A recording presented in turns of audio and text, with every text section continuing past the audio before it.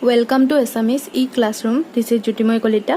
আজি মই দশমমান শ্ৰেণীৰ গণিত বিষয়ৰ দশম অধ্যায় বিত্তৰ অনুশীলনী 10.2 question number 9 আৰু question number 10 টো সলভ কৰিম। ইয়াৰ লগত ৰিলেটেড আগৰ ভিডিঅ'ছবোৰ যদি তোমালোকে চোৱা নাই তো ওপৰৰ আই বাটনটো ক্লিক কৰি চাব পাৰা। question number 9 ত কৈছে চিত্ৰ 10.13 অৰ্থাৎ এটো ডায়াগ্ৰামটো দিয়া আছে। তো এই ডায়াগ্ৰামটো আমি ইয়াতে বনাই লৈছো। O কেন্দ্ৰযুক্ত বৃত্তৰ xy O কেন্দ্ৰযুক্ত বৃত্তৰ xy আৰু x ডেশ y ডেশ দুডাল সমান্তৰাল স্পৰ্শক অৰ্থাৎ xy x ডেশ y ডেশ দুডাল সমান্তৰাল স্পৰ্শক আৰু স্পৰ্শ বিন্দু C আন এডাল স্পৰ্শক AB এ xy ক আৰু xy x ডেশ y ডেশক B ত কাটে অৰ্থাৎ এইডালে স্পৰ্শ বিন্দু হৈছে C আৰু xy আমাৰ A বিন্দুত আৰু x ডেশ y ডেশক B বিন্দুত কাটে। তো আমি প্ৰমাণ কৰিব লাগে যে A of B equal to 90 degree. তো প্ৰথমে আমি যি দিয়া আছে খিনি লিখি লম যে দিয়া আছে O কেন্দ্ৰযুক্ত বৃত্তৰ xy আৰু x ডেশ y ডেশ দুডাল সমান্তৰাল স্পৰ্শক AB এ xy a আৰু x ডেশ y ডেশক b ত কাটে। আমাৰ তাৰ পিছত প্ৰমাণ কৰিব লাগে যে A of B equal to 90 degree. তো প্ৰথমতে আমি কি কৰিম এই OC ডাল সংযোগ কৰি লম। তো আমি দেখি আছো যে OP লম্ব xy কিয়নো স্পৰ্শ বিন্দু P হয় আৰু ইয়াৰে বৃত্তৰ যিকোনো এটা বিন্দুত টনা স্পৰ্শকডাল স্পৰ্শ বিন্দুৰ মাজেৰে যোৱা বেখাৰ্ধ লম্ব হয়। তো OP বেখাৰ্ধ আৰু xy ডাল যেহেতু স্পৰ্শক তো OP পাৰপেন্ডিকুলাৰ আমাৰ xy। তো আমাৰ এই এংগলটো আহি যাব 90 ডিগ্ৰী।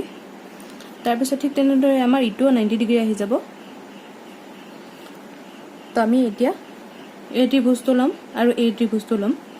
তো প্ৰথমতে আমি ত্ৰিভুজ OPA আৰু ত্ৰিভুজ AOC কি পাম ইয়াতে OA equal to OA দুটা ত্ৰিভুজৰে আমাৰ সাধাৰণ বাহু OA equal to OA। Next আমাৰ আহি যাব OP equal to OC কিয় একে বৃত্তৰ বেখাৰ্ধ সাইডত লিখি দিবা। তাৰ পিছত আমাৰ PA equal to AC আহিব কাৰণ এই বৃত্তটোৰ এটা বাহিৰত থকা বিন্দু আৰু AP আৰু AC সেই বৃত্তটোলৈ টনা একে বিন্দুৰ পৰা বাহিৰৰ বিন্দুৰ পৰা টনা দুডাল স্পৰ্শক। তো আমাৰ PA equal to AC। তো আমাৰ এই ত্ৰিভুজ দুটা সৰ্বসম হৈ গ'ল ত্ৰিভুজ OPA সৰ্বসম ত্ৰিভুজ AOC। তো আমি এতিয়া ক'ব পাৰো যে এই এংগলটো ইকুৱেল টু এই এংগল মানে এতেকে ত্ৰিভুজ angle AOP equal to angle আমাৰ আহি যাব AOC by CPCT। তো similarly আমাৰ কি হ'ব একেদৰে ত্ৰিভুজ BOC সৰ্বসম ত্ৰিভুজ BOQ। তো ইটোৰ পৰা আমি একেদৰে লিখি লম BOC এই এংগলটো আৰু এইটো এংগল ইকুৱেল আহি যাব। তো এটা আছে angle BOC equal angle BOQ।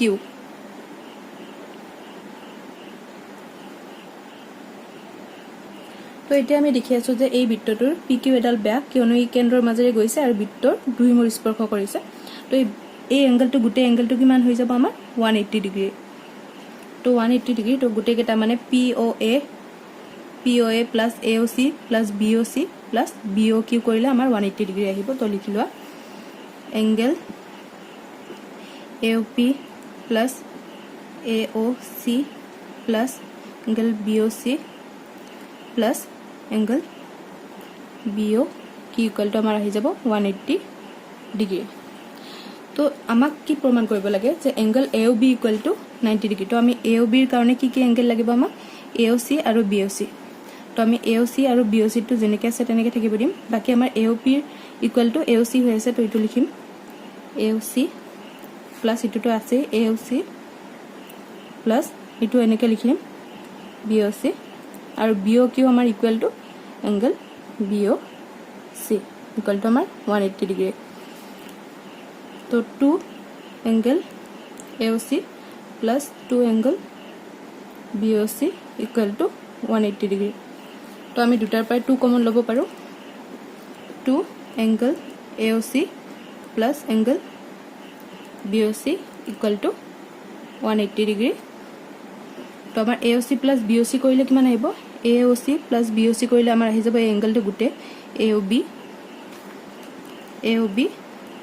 আৰু 2 to the ইফালে ডিভাইড হৈ যাব ইটো আহি যাব 90 ডিগ্ৰী তো হেন্স প্ৰুফ আমাৰ প্ৰুফ কৰিব লগাটো হৈ গল তো নেক্সট আমাৰ কোৱেশ্চন নম্বৰ 10 প্ৰমাণ কৰা যে বৃত্ত এটা বহিৰ্বিন্দুৰ পৰা টনা স্পৰ্শক দুডালৰ মাজৰ কোণটো স্পৰ্শ বিন্দু দুটা সংযোগী ৰেখাখণ্ডৰ দ্বাৰা কেন্দ্ৰত সন্মুখকৈ উৎপন্ন কৰা কোণটোৰ সম্পূৰক মানে 180 ডিগ্ৰী দুটা কোণৰ যোগফল তো আমি প্ৰথমতে ডায়াগ্ৰামটো বনাই লৈছো তো আমি ধৰিলো এই অকেন্দ্ৰযুক্ত বৃত্তটোৰ বহিৰ্বিন্দু এটা P ললো আৰু তাৰপিছত P ৰ পৰা PA আৰু PB দুডাল মানে আমি স্পৰ্শক টানি ললো তাৰ পিছত আমি কি প্ৰমাণ কৰিব লাগে স্পৰ্শক দুডালৰ মাজৰ কোণটো মানে স্পৰ্শক দুডালৰ মাজৰ কোণটো কিমান এইটো তো এইটো আমি ধৰি ললো এংগল 1 আৰু কোণটো স্পৰ্শৰ মাজৰ সংযোগী আৰু দুটা স্পৰ্শ বিন্দু দুটা সংযোগী ৰেখাখণ্ডৰ দ্বাৰা কেন্দ্ৰত সন্মুখকৈ উৎপন্ন কৰা কোণটো সম্পূৰক অৰ্থাৎ এইটো তো আমাৰ এইটো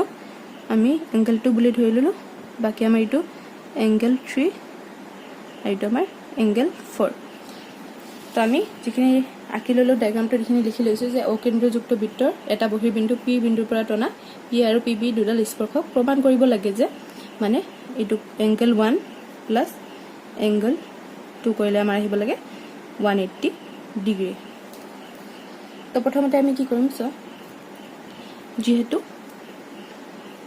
P বহিৰ্বিন্দুৰ পৰা টনা PA এডাল স্পৰ্শক আৰু সেই স্পৰ্শ বিন্দু এৰ মাজেৰে যোৱা O এডাল মানে বৃত্তটোৰ ব্যাসাৰ্ধ তো আমাৰ আহি যাব AP লম্ব OA উপপাদ্য 10.1 ৰ মতে তো এটিকে আমি কি লিখিব পাৰো এই এংগলটো আমাৰ এংগল 3 ইকুৱেল টু আমাৰ আহি যাব 90 ডিগ্ৰী তো ঠিক তেনেদৰে আমাৰ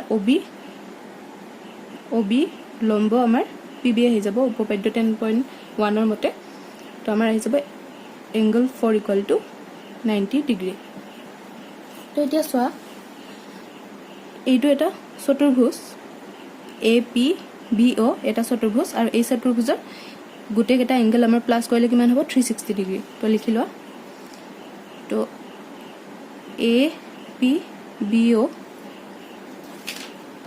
চতুৰ্ভুজৰ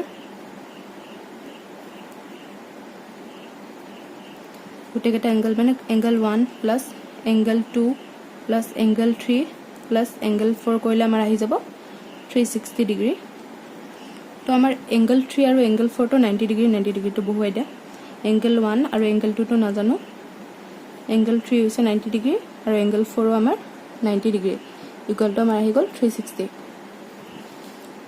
তো এংগল 1 প্লাস এংগল 2 এনেকে থাকক এটো 180 ডিগ্ৰী ইফাল লৈ গলে 360 minus 180 degree equal to 180 degree তো আমাৰ সো এতিয়া কি প্ৰমাণ কৰিব লাগিছে আমাৰ angle 1 plus angle 2 equal to 180 degree hence proved তো ভিডিওটো যদি চাই ভাল লাগিছে তো লাইক কমেন্ট শেয়াৰ আৰু চেনেলটো সাবস্ক্ৰাইব কৰিব নাপাহৰিবা থ্যাংক ইউ